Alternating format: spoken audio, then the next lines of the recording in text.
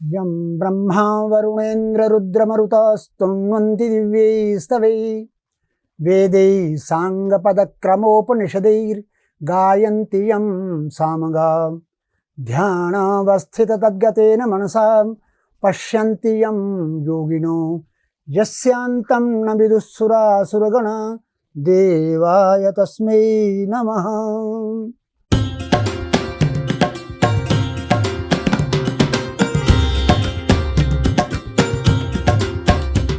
सभी माता के भक्तजन, सभी माता के उपासक, सभी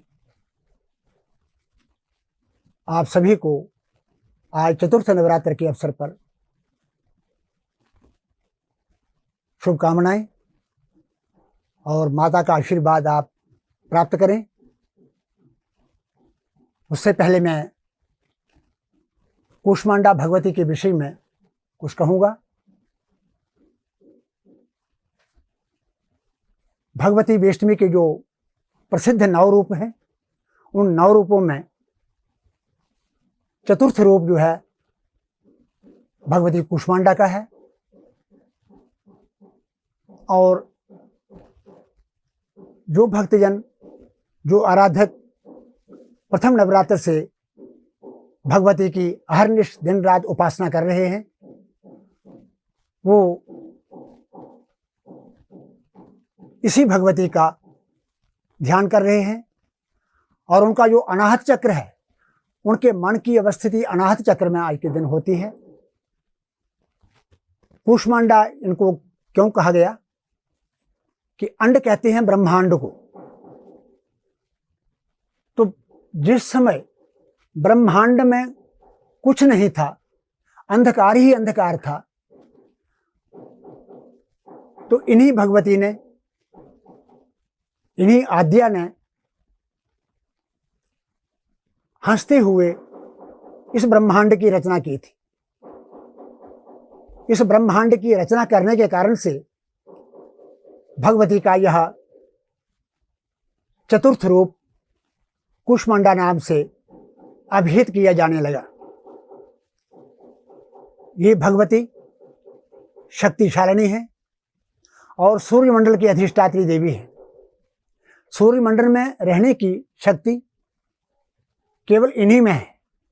इसी कारण से ये तेजस्विनी है और बड़ी प्रतापशालिनी है और सब प्रकार के तेजों से परिपूर्ण है।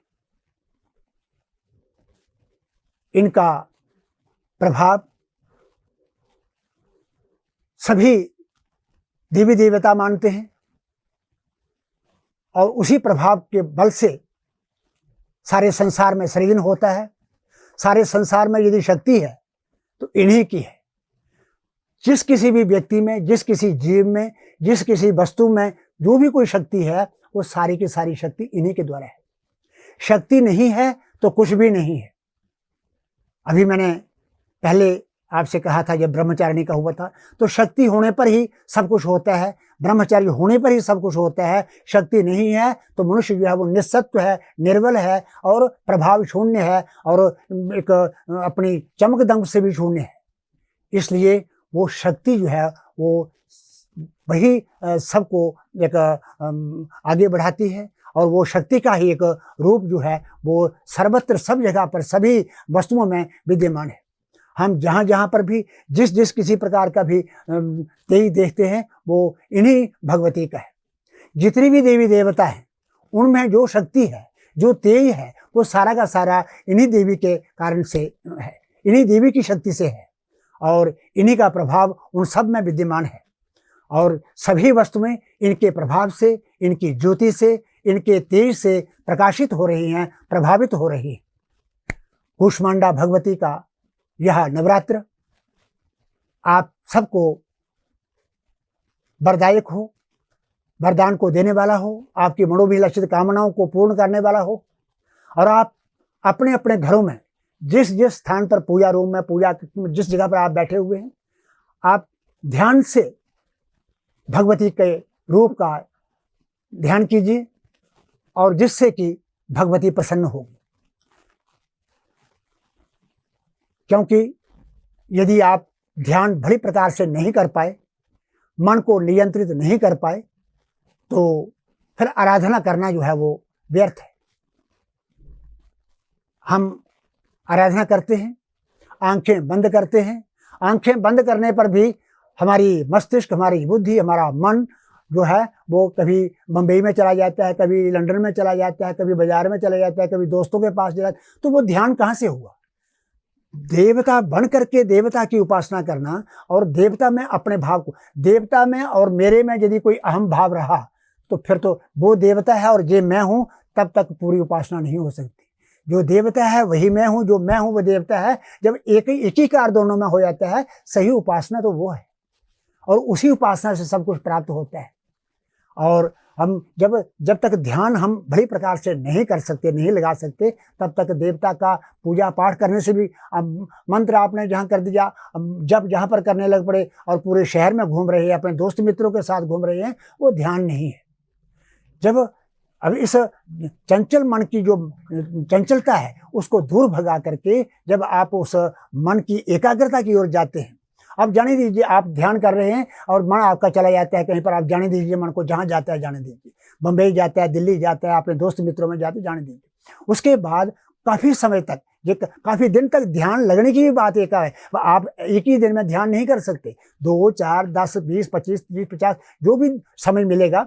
कुछ लोगों की शक्ति ज़्यादा प्रबल होती है ध्यान लगाने की, तो वो जल्दी ध्यान लगाना सीख जाते हैं। कुछ लोगों का थोड़ी सी कम होती है तो वो ध्यान तो सीख जाते हैं, ध्यान लगाना सीख जाते हैं, लेकिन देर से सीखते हैं।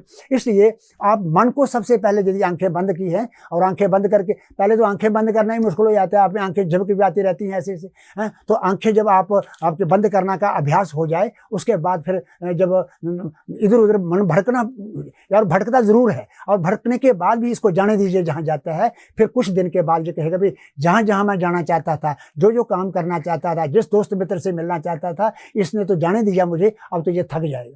थकने के बाद आप ध्यान लगाइए, फिर आपका ध्यान लगेगा। और जो ध्यान जब लगेगा आपका, तो आपको एक इस जगह पर, एक जिस प्रकार ये बिंदु जो है, बिंदु, आप औरतें भी जहाँ पर बिंदु लगाती हैं, मनुष्य भी जहाँ पर तिलक लगाते हैं, तो वो तिलक क्या है? वो तिलक जो है ये आज्ञा चक्र की पूजा है, जहाँ पर ध्यान होता है और पूरा का पूरा ध्यान यहाँ पर, जहाँ केंद्रित होता है। इसलिए इस आज्ञा चक्र की हम पूजा करते हैं। और फिर जब ध्यान लगना शुरू हुआ, फिर क्या हुआ कि भाई आप जब आपका मन, आंखें एकाग्र हो गया, तो उसके बाद फिर आपको बहुत दूर तक एक बिंदु दिखाई देगा। वो बिंदु जो है वो कभी आपके पास आएगा, कभी दूर जाएगा, कभी पास आएगा।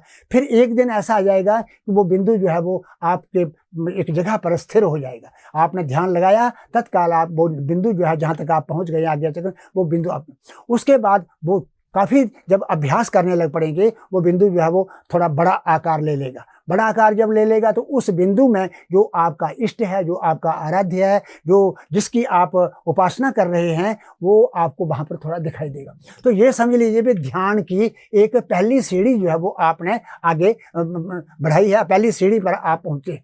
तो उसके बाद और बहुत से फिर समाधि होती हैं, निर्विकल्प समाधि, ये जिसकी समाधि, तो वो सब प्रकार की समाधियों में जाना मनुष्य के सबके बस की बात नहीं होती है। लेकिन उस ध्यान में रह करके और अपने ध्यान को और ज़्यादा आगे बढ़ाना, ये प्रायः सभी मनुष्य जो है वो कर लेते हैं।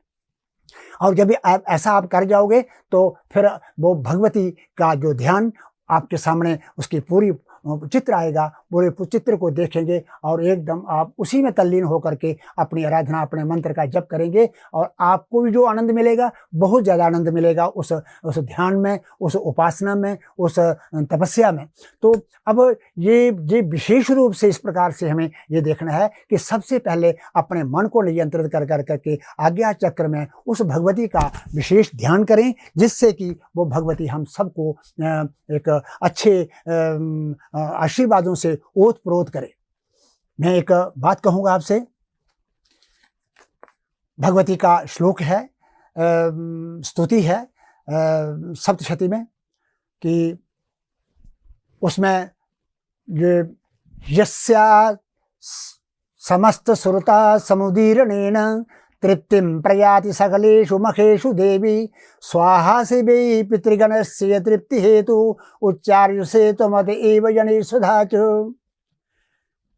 जिसका प्रभाव बहुत बड़ा है और जो स्वधा के रूप में पितरों को जो कुछ प्राप्त होता है, स्वाहा के रूप में जो उसको प्राप्त होता है, ये तू ही है।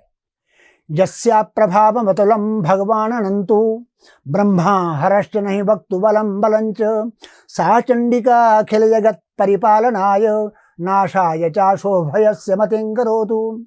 यस्या प्रभावमतुलं, जिसका कोई सामान्य छोटा सा प्रभाव नहीं, अतुल प्रभाव है, जिसके प्रभाव की कोई इयत्ता, जिसके प्रभाव की कोई सीमा नहीं है।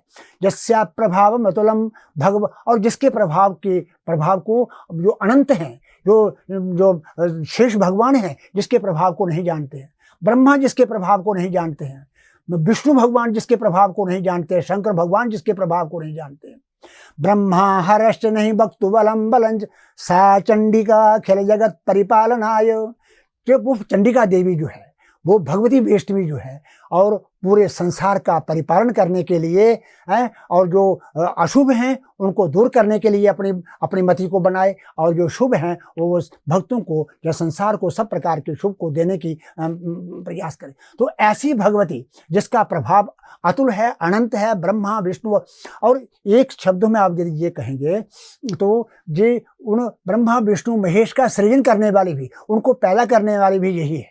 और क्योंकि जब उसके लिए ये कहा गया, ब्रह्मा विष्णु महेश की जब बात आती है, तो ब्रह्मा जगत सृजति पालयतीन्द्रिरेशः शंभुर विनाशयति देवी तव प्रभावे न स्यात् कृपा यदि तव प्रकट प्रभावे न स्यु कथंचिदपि ते निज कार्य दक्षाः। ब्रह्मा जगत का सृष्टि करता है, निर्माण करता है। विष्णु भगवान संसार की पालना करते हैं, और शंकर भगवान इसका संहार करते हैं।